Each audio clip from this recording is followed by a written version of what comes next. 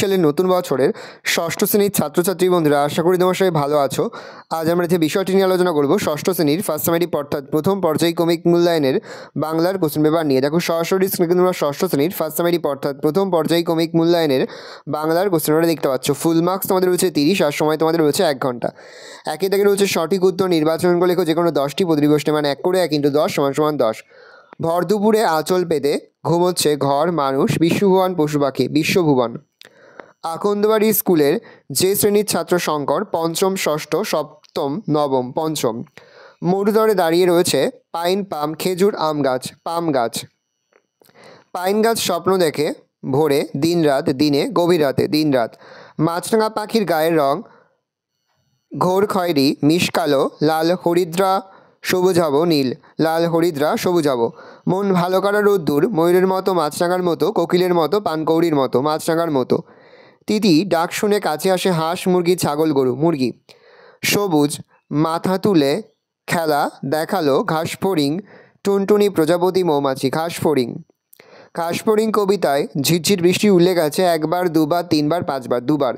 কুমড়ে পোকা এক একটি কুঠুরিতে মাকড়সা রাখে 10 থেকে 15, 12 থেকে 16, 7 থেকে 8, 4 থেকে 3 থেকে 4টি উত্তর হবে 10 থেকে 15টি। কুমড়ে পোকার গায়ের রং সাদা লাল হলুদ কালো কালো। চতুরঙ্গ শব্দটির সন্ধি স্বরসন্ধি ব্যঞ্জন সন্ধি বিসর্গ সন্ধি, উত্তরে বিসর্গ সন্ধি।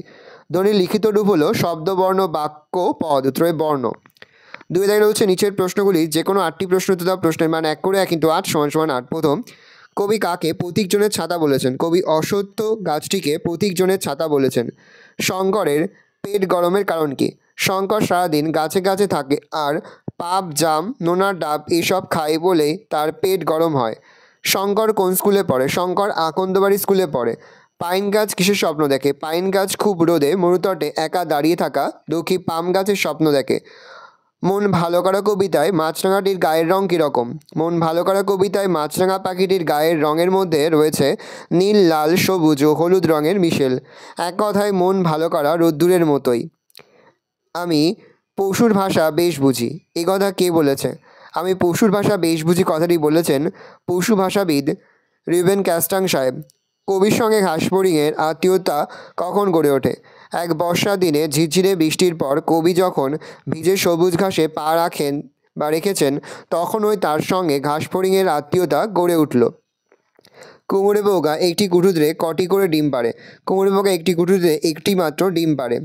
বিসর্গ সন্ধি কাকে বলে? প্রথম পদের বিসর্গের সঙ্গে পরবর্তী পদের স্বর কিংবা ব্যঞ্জনের যে সন্ধি হয় তাকে বিসর্গ সন্ধি বলে। যেমন নমযুক্তকার নমস্কার। ধ্বনি ও বর্ণের মধ্যে পার্থক্য করো। ধ্বনি ও বর্ণের মধ্যে পার্থক্য হলো ধ্বনি উচ্চারিত হয় আর লেখার সময় ধ্বনিকে যে চিহ্নের সাহায্যে প্রকাশ করা হয় তাই হলো বর্ণ। হযবরল গল্পে বুড়ো লোকটির মতে কথকের বয়স কত? হযবরল গল্পে বুড়ো লোকটির মতে কথকের বয়স 37 বছর। হযবরল গল্পে অদ্ভুত জন্তুর নাম কি? হিজিবিজ বিজ। পরের দিনে দাগে নিচের প্রশ্নগুলির উত্তর দাও যে কোনো 5টি প্রতিটি প্রশ্নের মান 2 করে 2 × 5 = 10। মেঘগুলো যায় আকাশটাকে ছুঁয়ে, উদ্ধৃত অংশটির তাৎপর্য কী? উত্তর লিখবে দুপুরবেলা রাখাল তার গরু বাছুরগুলো মাঠে চড়াতে গিয়ে গাছের তলায় নরম ঘাসের গালিচায় আলস্য ভরে শুয়ে বিশ্রাম নেয়। প্রকৃতির নির্জন রূপ তার মনকে উতলা করে তোলে। সে আপন মনে দেখতে থাকে আকাশের বুকে মেঘগুলো কেমনভাবে ভেসে বেড়াচ্ছে। সেদিকে তাকিয়ে একটি ছেলে আনমনা হয়ে পড়েছিল। এখানে কার কথা বলা হয়েছে? ছেলেটি আনমনা হয়ে পড়েছিল কেন? আলোচ্য উদ্ধৃতিতে আকন্দবাড়ি স্কুলের ক্লাস 5-এর ছাত্র শঙ্কর সেনাপতির কথা বলা হয়েছে। শঙ্কর ক্লাস ঘরের জানলা দিয়ে দেখছিল নারকেল গাছের মাথার ওপর দিয়ে ডানা মেলে একটা শঙ্খচিল উঠছে। শঙ্কর সেই শঙ্খচিল পাখিটিকে দেখতে দেখতে ভাবে একদিন রাতে সেও এই পাখিটার মতো স্বপ্নে ভেসে বেড়ায়। এই সব ভাবতে ভাবতেই শঙ্কর আনমনা হয়ে পড়েছিল। বুনো নগ্ন পাহাড় কোন দিকে? বুনো নগ্ন পাহাড় অবস্থিত এখানে। নগ্ন শব্দের অর্থ কী? বুনো নগ্ন পাহাড় উত্তর দিকে অবস্থিত এখানে। নগ্ন শব্দের অর্থ হলো ন্যাড়া বা গাছপালাহীন। মন ভালো করা রোদ্দুরকে কবি কিসের সঙ্গে তুলনা করেছেন? কবি শক্তি চট্টোপাধ্যায় মন ভালো করা কবিতায় রোদ্দুরকে মাছরাঙা পাখির গায়ের রঙের সঙ্গে তুলনা করেছেন। মাছরাঙা পাখির রঙের বাহার যেমন মনকে ভালো লাগায় ভরিয়ে দেয়, তেমনই রোদ্দুরের শোভাও কবির মন ভালো করে দেয়। মাছরাঙার গায়ের রং যেমন একই সঙ্গে উজ্জ্বল ও শান্ত, রোদ্দুরের তীব্রতাও তেমনই কখনো বেশি কখনো কম।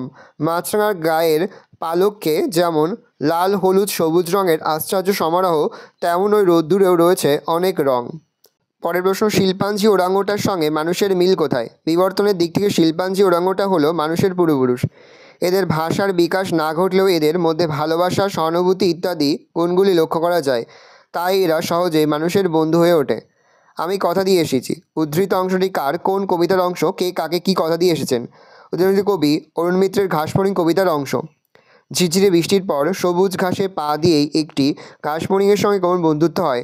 তার কাছ থেকে চলে আসার সময় কবি ওই ঘাসফড়িংকে কথা দিয়ে এসেছিলেন যে তিনি পরে অবশ্যই আবার তার কাছে যাবেন। মাকড়সা দেখলে কুমড়ে পোকা কী করে? মাকড়সা দেখলেই কুমড়ে পোকা ছুটে গিয়ে তার ঘাড় কামড়ে ধরে, কিন্তু তাকে একেবারে মেরে ফেলে না।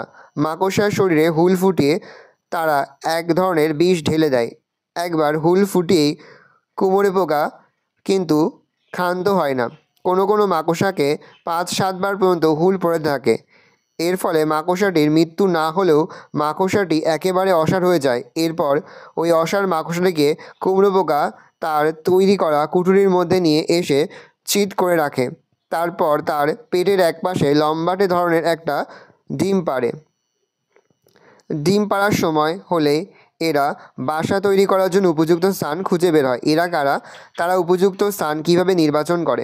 গোপালচন্দ্র ভট্টাচার্যের লেখা কুমড়ো পোকা বাসাবাড়ির রচনাংশে এরা হলেন বা এরা বলতে কুমড়ো পোকাদের বোঝানো হয়েছে। প্যারা চেঞ্জ করলে কুমড়ো পোকা ডিম পাড়ার জন্য উড়ে উড়ে বিভিন্ন জায়গা দেখে তাদের বাসা বানানোর স্থান নির্বাচন করে। এজন্য তারা বারবার ঘুরে স্থানটি পরীক্ষা করে।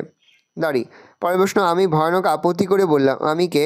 তার ভয়ানক আপত্তির কারণ কি? সুকুমার রায়ের লেখা হজরমোড়া গল্প থেকে নেওয়া প্রশ্ন দুটি অংশটিতে আমি বলতে কথককে বোঝানো হয়েছে। উদু নামের বুড়ো একটা পুরনো দর্জির ফিতে দিয়ে কথকের খাড়ায় হাত ও আস্তিন, ছাতি, গলা সব কিছুরই মাপ বলেছিল 26। কথক সেই কথা মেনে নিতে ভয়ানক আপত্তি করেছিল। 4 দাগে রয়েছে নিচে যে কোনো দুটি প্রশ্ন প্রশ্নের মান 1 করে 1 × 2 = 2। বিসর্গ সন্ধি কাকে বলে? প্রথম পদের বিসর্গের সঙ্গে পরবর্তী পদের স্বর কিংবা ব্যঞ্জনের যে সন্ধি হয় তাকে বিসর্গ সন্ধি বলে। যেমন নমঃ যুক্ত কার, নমস্কার। সন্ধি বিচ্ছেদ করো। অতএব সরস্বতী, অতএব। অত যুক্ত এব, সরস যুক্ত বতী, সরস্বতী। ধ্বনি ও বর্ণের মধ্যে পার্থক্য হলো ধ্বনি উচ্চারিত হয় আর লেখার সময় ধ্বনিকে যে চিহ্নের সাহায্যে প্রকাশ করা হয় তাই হলো বর্ণ। মৌলিক শব্দ কাকে বলে? যেসব শব্দকে ভাঙা যায় না বা ভাঙা গেলেও টুকরো অংশগুলির কোনো অর্থ থাকে না তাদের বলা হয় মৌলিক শব্দ। এগুলিকে সিদ্ধ শব্দ বলা হয়। যেমন লাল, কালো, 1, 2, হাতি, ঘোড়া ইত্যাদি।